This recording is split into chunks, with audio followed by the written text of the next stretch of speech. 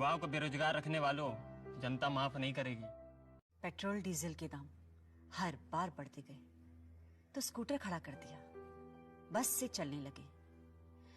पढ़ाई लिखाई के खर्चों ने हमारी जेबें खाली कर दी, फिर भी मन मारकर काम चलाया। पर जब रोज रोज की हर जरूरत की चीजों के दाम लगातार बढ़ते जाएंगे तो हम अपने बच्चों का भविष्य कैसे बनाएंगे? उन्हें क्या खिलाएंगे? महंगाई को लगातार बढ़ाने वालों जनता माफ नहीं करेगी। हमारी बेटियों को सुरक्षा न दे पाने वालों जनता माफ नहीं करेगी। अब बहुत हो गया। बिजली के लिए तरसाने वालों जनता माफ नहीं करेगी। नौजवानों को रोजगार ना देने वालों जनता माफ नहीं करेगी। चलो हालात बदले, देश की सरकार बदले, भाजपा को वोट दे। अब की बार मोदी सरकार। करो, कैमरा बंद करो। कैमरा बंद करवाएगा? उसको डिलीट करो वरना तुम यहाँ से बाहर नहीं जा पाओगे। जब बड़े बड़े नेताओं के इंटरव्यू होते हैं, अवस्थी जी कुछ टेढ़ा ना पूछ ले। मैं जी न्यूज में था, मुरली मनोहर जोशी जी का इंटरव्यू कर रहा था। वो कानपुर से चुनाव लड़ रहे थे।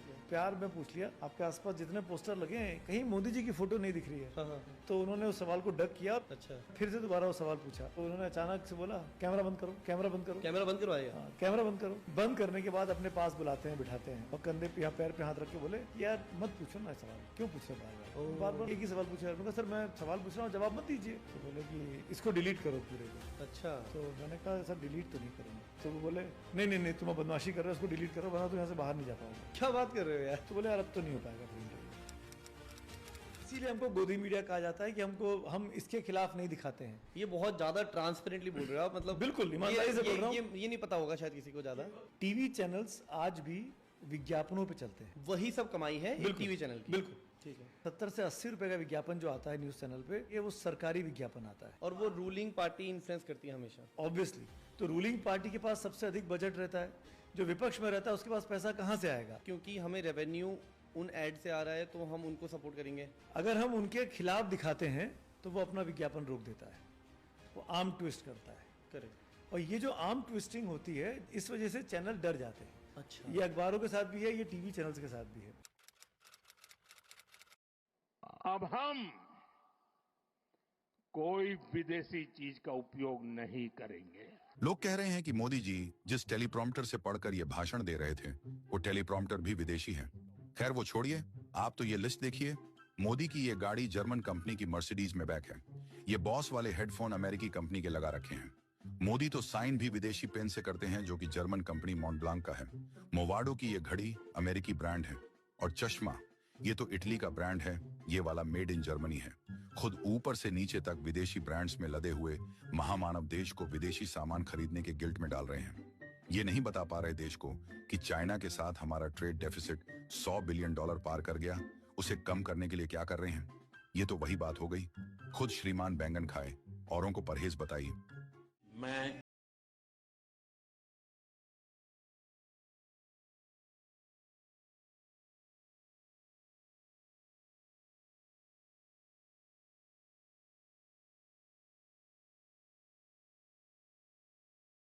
मुझे इस मिट्टी की मैं देश नहीं मिटने दूंगा, मैं देश नहीं रुकने दूंगा, मैं देश नहीं झुकने दूंगा।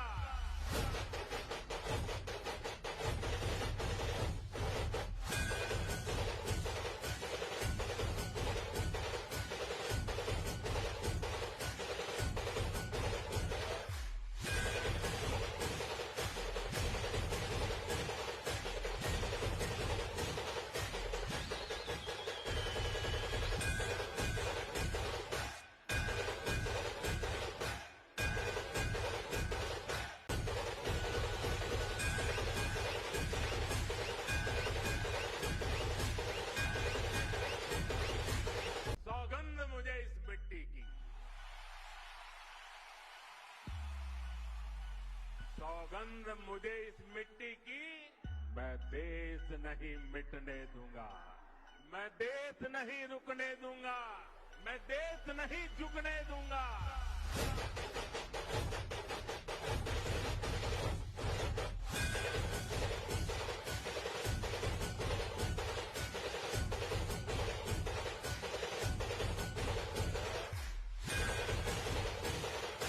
तो बिहार बिहार के अंदर अडानी को करोड़ों की जमीन सिर्फ 1 रुपये में दे दी गई। चलिए डेटा के साथ इस ब्रेकिंग न्यूज का असली सच जानते हैं। इस वीडियो को बस लास्ट तक देखना, आपका दिमाग हिलने वाला है। तो ये 1 रुपए की जमीन एक्चुअल में असली स्कैम है ही नहीं, क्योंकि भारत के अंदर ऐसे कई एग्जांपल है जहां पे इन्वेस्टमेंट के लिए इस तरह से जमीन दी जाती है।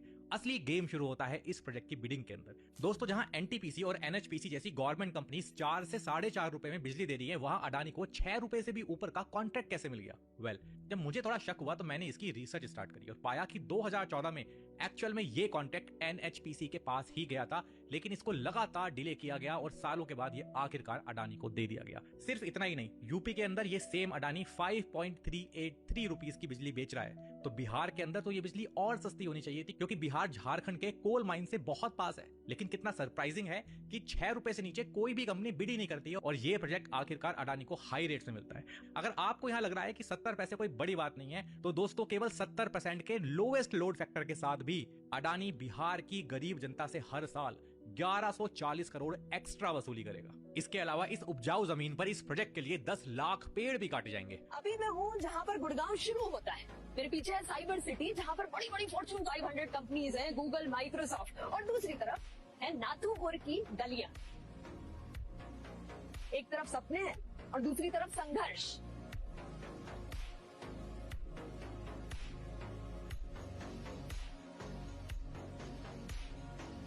एक मॉडर्न सिटी को जब हम इमेजिन करते हैं तो ये रोड तो नहीं इमेजिन करते। ऐसी रोड जो सिर्फ बारिश के पानी से नहीं, गटर के वेस्ट से भरी है। तो यहाँ लैट्रिन का पानी एनी टाइम चलते रहता है। अच्छा, ये पानी जो है लैट्रिन का पानी है, ये ऐसा नहीं है बारिश का। बारिश का भी है, लैट्रिन का भी। आपको खुद ही पता चल रहा होगा कितना अच्छा एरिया है। अच्छा तो लग रहा है, अच्छा लग रहा है ना? हाँ, खुशबू आ रही। आप सेंट लगा के आई होगा ना, तो फिर उससे खुशबू नहीं आएगा, इससे खुशबू आएगा। यहाँ पे 2 टाइप के, मतलब जो हम रहते हैं, मतलब एक है पूरा डाउनटाउन एरिया यहाँ का, ये जो नाथुपुर एरिया, और फिर एक हो गया साइबर सिटी। तो ये बिल्कुल डिफरेंट है बहुत ज्यादा, क्योंकि जो लोग होते हैं जो साइबर सिटी में काम करते हैं, सारे यहीं आके रहते हैं। बारिश के टाइम में मैम तो यहाँ पे तो इतना पानी भर जाता है कि लगभग 1.5 फीट के लगभग पानी भर जाता है। जाने के लिए सोचना पड़ता है कि बाहर कैसे जाऊँ, कॉलेज कैसे जाऊँ, कि मंडी जाऊँ या दुकान जाऊँ, कहीं जाऊँ। कहीं जो है जाने का जो है वो अस्थायी नहीं रहता, पानी बड़ा रहता है। अगर कोई गुड़गांव की बात करता है, गुड़गांव को इमेजिन करता है, वो कौन सा वाला गुड़गांव सोचता है? ये वाला साइबर सिटी ये वाला। ये दिखाई नहीं जाता उनको, बस वो बिल्डिंग दिखाई जाती है। कैपिटल है झारखंड। जितना कोयला भारत को अगले 70 सालों के लिए चाहिए, वो सिर्फ झारखंड दे सकता है। और झारखंड के अंदर सबसे ज्यादा कोल है धनबाद में, जहाँ पहुँचते ही हमें कोल का धुआं, कोल की महक, कोल की खदानें हर तरफ दिखी। आग के कारण लोगों के घर टूट रहे हैं, जमीन धंस रही है। तो मन में ये डर लगा हुआ था कहीं छत न गिर पड़े हम लोग। बड़ी माइंस के पास से छोटे अंडर एज्ड बच्चे कोयला कलेक्ट करते हैं। वैसे तो ऐसे कोल को बेचना इलीगल है, लेकिन यहाँ पर कोल हर कोने में इजीली मिल जाएगा। जो नहीं मिलेगा वो है जॉब।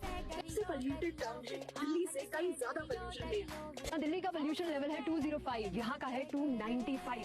100 लेवल ज्यादा है एक्सेप्टेड पॉल्यूशन लेवल से। इसीलिए यहाँ पे कई सारे लोगों को बहुत सारी रेस्पिरेटरी प्रॉब्लम्स होती है।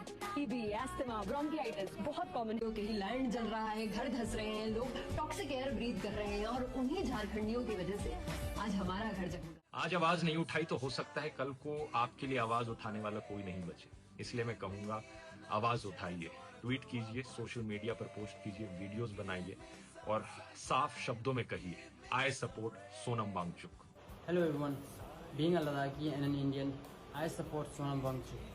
I support Sonam Wangchuk sir. Support Sonam Wangchuk sir. I support Sonam Wangchuk sir. I support Sonam Wangchuk sir. I support Sonam Wangchuk sir.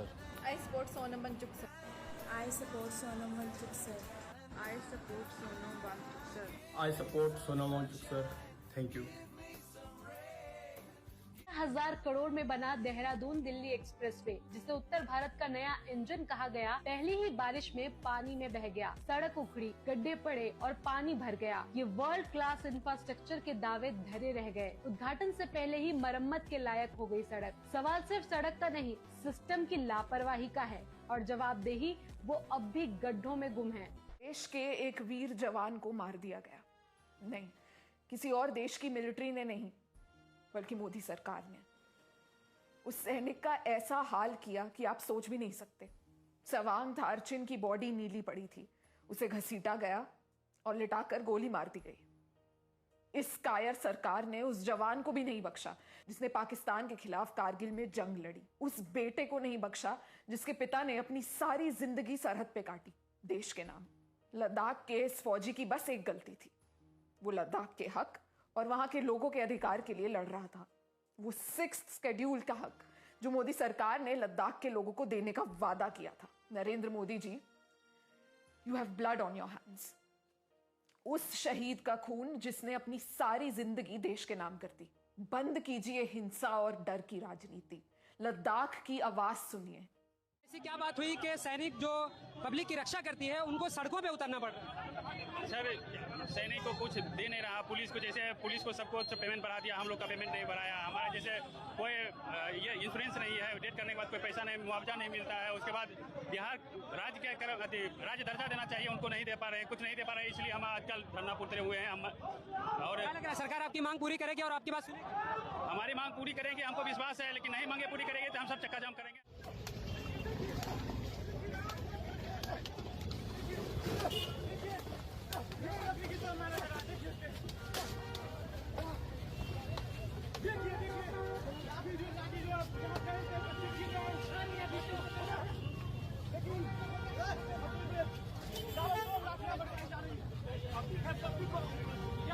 Public बहुत अच्छी अधिक कर रहा है, सब कौन है? कौन है? पब्लिक है, पब्लिक है।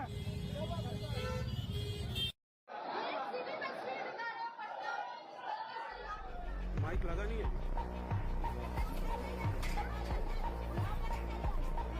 देखिए किस तरह से, देखिए किस तरह से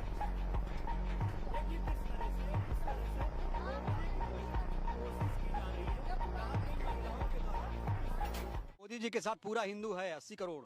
हिंदू कोई जाति ही नहीं है, ऐसा प्रधानमंत्री जी कहते हैं। क्या बात कर रहे हैं? प्रधानमंत्री जी कहते हैं हिंदू कोई जाति नहीं है।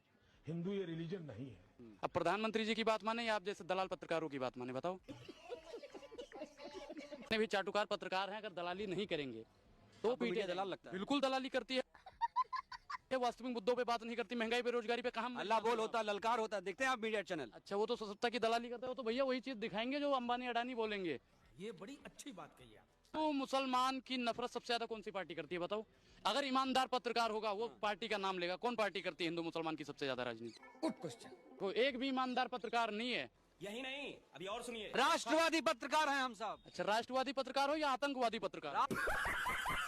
इससे बड़ा दुर्भाग्य देश का क्या होगा जहां बच्चे पढ़ने वाले और शिक्षक उनको पढ़ाने वाले दोनों ही सड़क पर हैं और मांग नाजायज नहीं है, मांग जायज है। आप कहते हो हमने 150 करोड़ को वैक्सीनेशन कर दिया, आप कुछ लाख बच्चों का पेपर ढंग से नहीं करा सकते, तो कहाँ की उपलब्धि भाई? कहाँ से विश्व गुरु बनने जा रहा है भारत देश?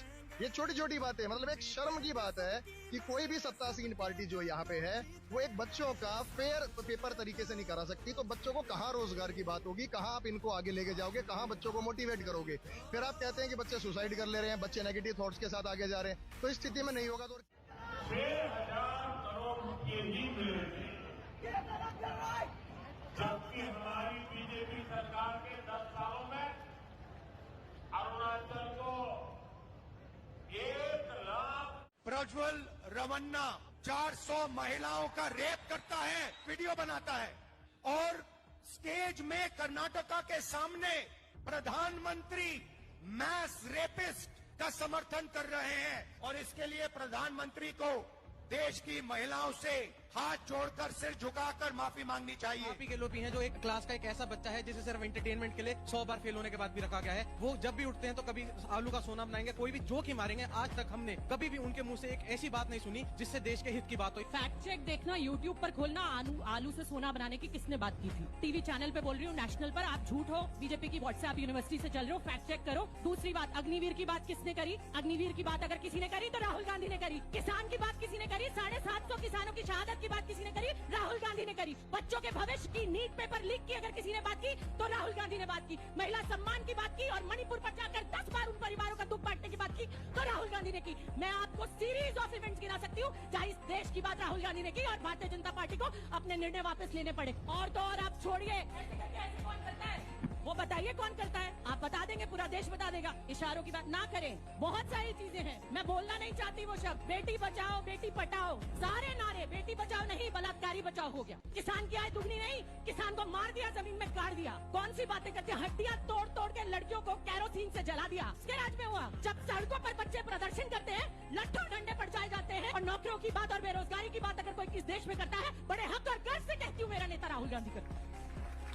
तेलंगाना को देश का नंबर 1 राज्य बनाएंगे, नंबर 1 राज्य। 3 दिन पहले नरेंद्र मोदी ओडिशा में जाकर कहते हैं कि हमें वोट करो, हम ओडिशा को नंबर 1 स्टेट बना देंगे। ये मोदी की गारंटी है, उड़ीसा को हम नंबर 1 बना देंगे। इतना ही नहीं, इससे पहले कर्नाटका में जाकर कहा था कि हम कर्नाटका को नंबर 1 स्टेट बनाएंगे। कर्नाटका को पूरे देश का नंबर 1 राज्य बनाने का लिए। मोदी का वो मुसलमान मंगलसूत्र वाला भाषण याद है ना, कि देश की संपत्ति पर पहला अधिकार मुसलमानों का है। आज मोदी वाराणसी में इंटरव्यू देते वक्त कहते हैं कि वो हिंदू मुसलमान तो कभी कर ही नहीं सकते। मैं जिस दिन हिंदू मुसलमान करूंगा ना, उस दिन मैं सार्वजनिक जीवन में रहने योग्य नहीं रहूंगा, और मैं हिंदू मुसलमान नहीं करूंगा, ये मेरा संकल्प है। मतलब झूठ बोलने की भी हद होती है यार। अगर आप में से अभी भी कोई ऐसा बचा है ना जो मोदी की बातों में यकीन कर रहा है, अपने माथे के ऊपर बेवकूफ लिखवा लो।